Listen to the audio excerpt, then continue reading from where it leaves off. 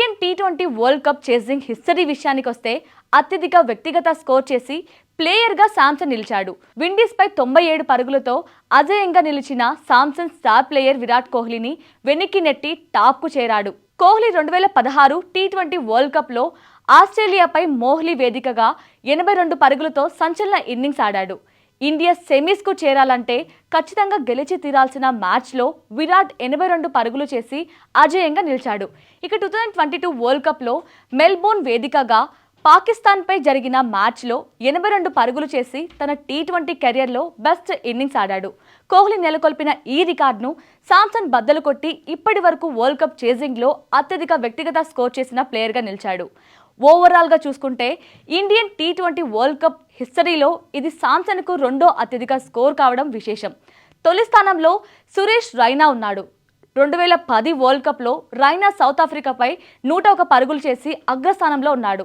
ఆ తర్వాత 97 పరుగులతో శాంసన్ రెండో స్థానంలో. 2022 వరల్డ్ కప్ ఆస్ట్రేలియాపై 92 పరుగులు చేసిన రోహిత్ మూడో స్థానంలో. 2016 వరల్డ్ కప్లో వెస్టిండీస్పై 89 పరుగులు చేసిన విరాట్ కోహ్లీ నాలుగో స్థానంలో ఉన్నారు. అంతేకాదు ఈ క్రమంలో శాంసన్ వరల్డ్ కప్లో రోహిత్ శర్మ అత్యధిక వ్యక్తిగత స్కోర్ను బద్దలు కొట్టడం విశేషం. ఈ మ్యాచ్లో కోహ్లీ, రోహిత్ రికార్డ్స్ బ్రేక్ చేసిన శాంసన్ తన ఇన్నింగ్స్కు ఈ ఇద్దరు దిగ్గజాలే కారణమని చెప్పుకొచ్చాడు.